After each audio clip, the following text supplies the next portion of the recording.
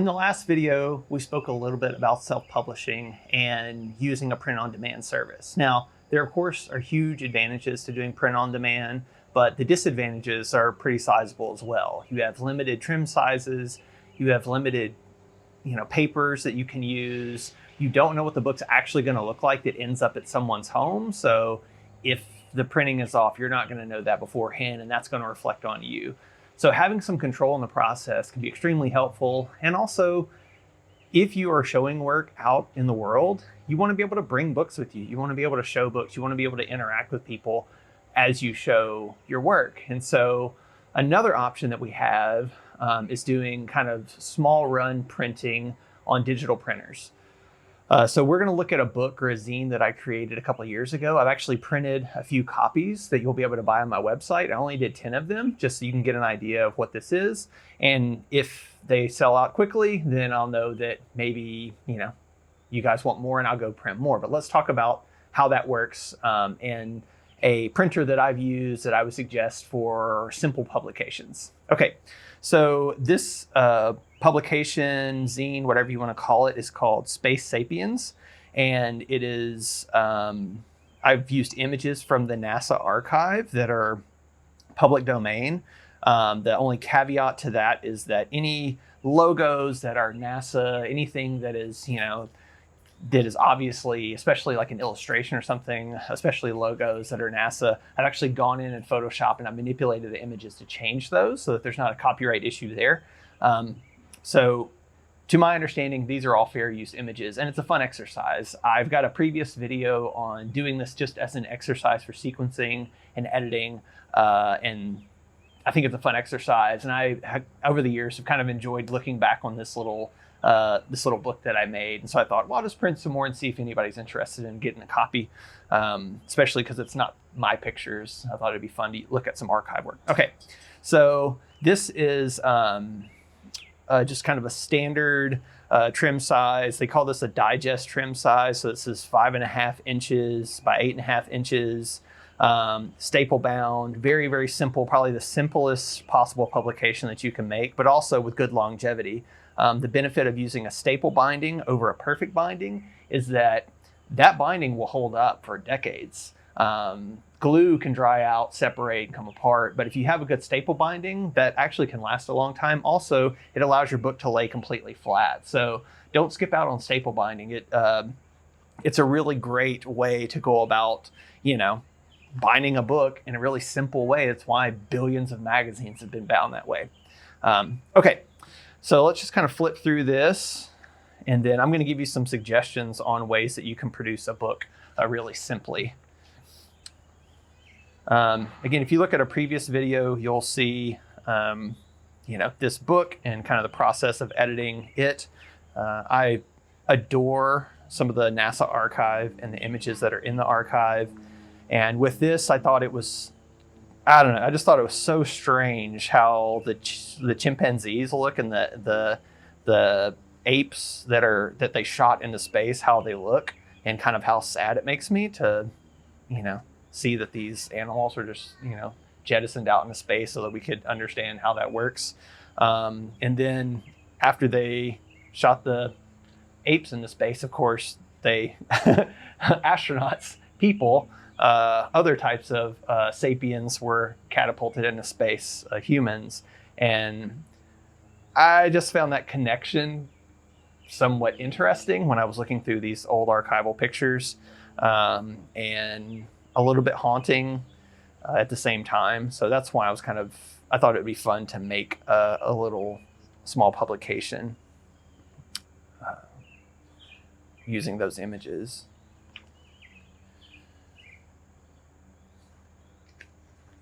So as you can see, this is very simple. I think it's 28 pages, 28 or 32. I can't quite remember. I think maybe 28 pages plus cover is what this worked out to be.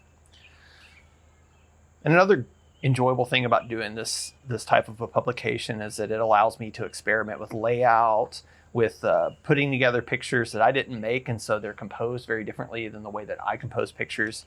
And that offers a new challenge for doing layout and design and sequencing and editing and combining pictures and manipulating pictures. It's a fun challenge. Okay, so that's a very, very simple book. You like how I did that front and back there? So you can grab a copy. I've only got 10 copies of this, but you can grab a copy of this on my website until they run out. And then if they run out really quickly, maybe I'll order some more, or maybe do a print on demand, or I don't know, something. We'll see. Okay, so let's get into some of my maybe suggestions for making something like this the most affordable way possible. If you've watched my videos, you know that I have a big concern with making publications that are affordable for people. Again, I love big, beautiful photo books. I love seeing my work in big, beautiful photo books. But if we want this to be a sustainable practice, we have to make things that are accessible to everyone. And I think like being able to sell a book like this for $7 to $10 and then ship it is a good thing. There's a lot of people that would be like, well, maybe I'll buy, a $10 art book or a $10 publication or zine or whatever, or $7 if you can get the cost low. We're going to talk about how to control your costs a little bit. Okay, so let's look at the printer that I use for this book. It's called Mixam, Mixam.com. They have, I think they're based out of the UK maybe originally, if I remember this correctly. And so if you're in the UK, you can print with them as well. They have printers in the United States, in the UK, and probably a couple other places, I would assume, in Europe. For the ones that I've used, for the different printers that I've used online, this has hit the right ratio of affordability and quality in my mind. And it gives you a lot of choices of trim sizes, which is kind of unique, and it gives you a lot of binding choices. Now, each of those choices that you make outside of a certain kind of standard where they have a lot of their machines set up is going to incur more costs. And that's an important thing to keep in mind. If you have to have a square book or have to have a square publication, it's going to cost more than if you're using a standard trim size. So let's get to some recommendations, ones that I use for this particular publication that you can use to control your costs and what those costs actually would be. Okay, so I've got a slide just so I can have notes to remember what I'm giving you correct information as of the summer of 2024. Now these costs will change with paper costs and things like that, but it at least gives you kind of a ballpark. So my first suggestion for keeping a publication really affordable is consider designing within a certain trim size from the front end. Okay, so the most standard trim sizes in the US are either digest, which is what this is, which is a 5.5 by 8.5, or kind of the standard letter size, which is an 8.5 by 11.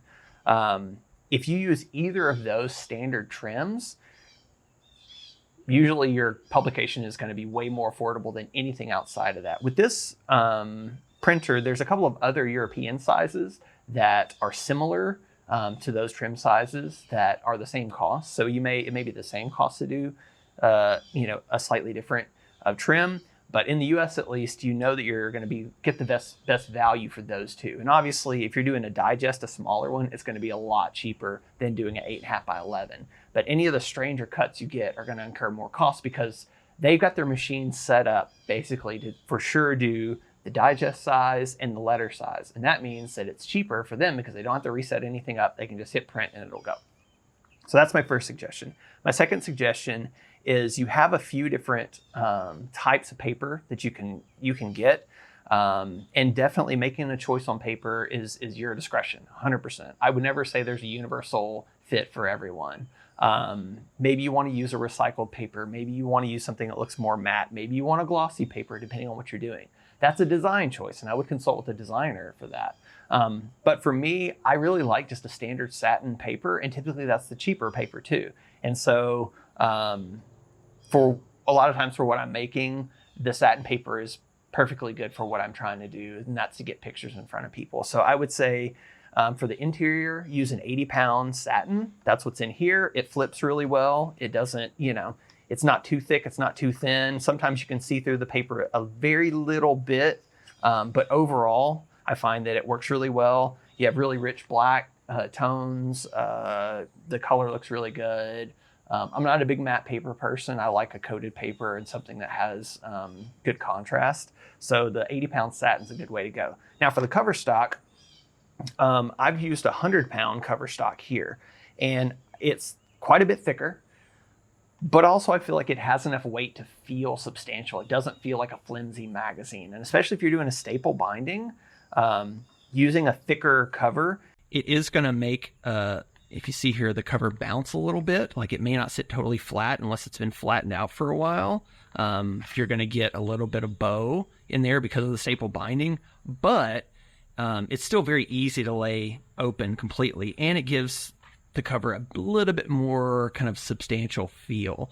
Again, this is a choice for you, like the type of paper that you use, but the cheapest route to go is still using a satin, like a 100-pound satin for the cover. And I think that's a good standard, good way to go for like a simple publication like this. There's some other ways that you can also save money as you're printing these types of books. The first thing that you can do is what I've done here is you can select not to print the interior cover. Now, of course you can, but you can save, 25 cents, 50 cents for each book, not printing the inside of the cover. And that does add up substantially once you get into hundreds of books. You can also have a coating for the cover, and there's advantages for a cover finish. I mean, this book already has a couple of little scratches on it, so it can protect the cover a bit to have a coat layer over the cover itself. But I've printed several of these with no coating on the cover whatsoever, and they've been fine. I mean, they will scuff up a little bit, but I'm not super precious with my books. If you just had this on your shelf and you were just using, just like you would any book, it's probably going to be fine. And that's a huge way to save some money. And then the other one we've already spoken about, which is doing staple binding. Now, of course, it's a design choice. If you don't like staple binding, you can go for a perfect binding, or they have a wire kind of like spiral binding, which is really neat. But all of those are going to be substantially more expensive. So if you want to really keep the costs down, this is a great, great, great route to go. And again, with the staple binding over a perfect binding, I can have completely lay flat designs. So I can bridge the gap, I can bridge the gutter here with an image, and I don't have to worry about really anything being lost in the gutter. With a perfect binding, like the book that I'm selling through MagCloud, my work in Iceland, there's stuff that's lost in the gutter. It just is going to happen with perfect binding. It's inescapable. It's the way the binding works. So I kind of like this in that I can put images I can put things right in the gutter, which I would say don't do generally, but I can have things in the gutter and they're not going to get lost, or things close to the gutter and they're not going to get lost. I think that's a huge advantage when you're laying out a book. Okay, so the next thing we need to talk about is how many books should you buy? Because you're going to be forking over the money on the front end, and then you need to be able to recoup that cost on the back end. So let's look at some suggestions maybe for number of books that you order. There are standard intervals in which, if you get these standard number counts, it's going to be a little cheaper because whenever they print them, they actually package them 10 books at a time. So my first suggestion would be, if you're just going to do the smallest number of books possible, I would say buy 10 books. Just get 10 books, okay? If you get less than 10, like if you get 9 books, it costs more to get 9 books than it does to get 10 books, 5, whatever. Because, again, their machines are set up for very specific intervals and very specific groupings of books. And so somebody has to come in there, do it manually by hand, whatever. It slows down the process, and that costs more money. So it sounds crazy, but you want to get certain number counts for the best price. So what I found with Mixam is that if you're going to do less than 50 books, you need to either do 10 books or 40 plus books. Between 10 and 40 books, the cost goes up a ton. Between 1 and 10 books, the cost goes up a ton because of, again, the groupings of books. So I would say either print 10 books or print 40 or more books. And once you start printing 40 or more books, the price of each book goes down because they're running it on one machine. A lot of what you're paying for is also just man hours. It's someone setting up, getting things put in, handling the paper, all those types of things. So as a general rule, the more books you print, the more affordable each book is because of how they produce the book. It takes them just as much time to print for one person to get on a machine and print 10 books as it does 100 books. So you start to break up their labor costs essentially and bring the cost of the books down. So on the screen, you'll see I've kind of given you a rough breakdown of cost per unit for something kind of like this book that I've shown you. For 10 books, that costs, again, to date, when I've recorded this video, it costs about $37. So you're looking at $3.70 per book just in producing the book. That's not shipping to your house, which is going to incur more costs. And obviously, it costs them the same to ship you 10 books as it does 50 books. So I didn't calculate in shipping costs because that's going to vary based on where you are in the world. But as you see, if we go down the line, the more books that we print, the cheaper each book is per book. Now, I'm not suggesting that you print 5,000 books because the cost is so low per book if you can't sell 5,000 books. Generally what I do is I'll just run the math and I'll see an estimated how many books do I have to sell to recoup my costs, right? So when I sell a book, if I sold this book for, I'm going to say $10, you're like, wow, that's a big markup from $3.70 to $10. Well, yeah, because there's shipping costs to me that is not in this figure. There's also packing materials, there's handling, there's my time where I have to go to the post office, I have to package all this stuff up, and then I have to then make enough money to justify any of those things happening where I'm not losing money. And that there's a lot of, again, we're talking about man hours or people hours or, the labor hours that we have to calculate for. So if you order 1,000 books, but you only sell 100 books, then you're not going to make that money back. So you have to think about your market, think about what your goals are. And so I would say start off with fewer books. Sometimes if I don't know if somebody's going to like a book like this one, maybe I'll just do 10 books. And 10 books is $37. And so if nobody buys one, I'm out $37. As opposed to if I did 250 books and nobody bought them, I'm out $600. And that's a big gap. So you want to find the sweet spot because you don't want to be sitting on hundreds and hundreds of books. And I have books in my storage right now in my house, which is really just my living room, that I hope to sell, which is a good plug to say, if you don't have one of my books, please go to my website. I have them. I would love to sell them to you. It's just part of the process of I have books until you buy all the books, and then I don't have books anymore, which is the goal. So as we get down to 1,000 books, you're going to see, once we get to 1,000 books and more, you're going to see the costs go down really, really quickly per unit because they change the print process. So up to 1,000 books, at least Mixam uses what we call digital printing. And that's kind of similar to a Xerox machine or something you would use a toner-based machine. It's not the same, but it's similar. They're using an Indigo machine. Once you get to 1,000 plus, they're using an offset printer, which is if you see footage of newspapers being printed, it's a multicolor process in which a page is run through for CMYK, and they're able to produce prints very, very, very quickly, but the setup cost is quite high. So it's not worth it until you get to a certain number for it to be a cost savings measure. So this is something that Mixam does, which a lot of printers will do. They'll do digital printing, which is a little more expensive up to a certain level. And then past that, they'll do offset, which is cheaper per unit, but you have to print so many to get there. Okay. But if you're printing over 1,000 books and you're selling those, then good for you. I've never been able to print that many. I know there's a few people, some of my friends are doing really well in that regard. Both my Matt friends, Matt Day just came out with a book and he's sold a bunch of those already. And then my friend Matt Eich, who's an incredible photographer, his newest book just came out and they're having problems even keeping them in stock. So it's definitely possible, but my market, the people that buy my books, don't buy that many books. Okay. So I hope this helps a little bit. I know this is kind of throwing a lot at you, but at least this can get you started. I've had several people reach out to say they would like to start printing some books.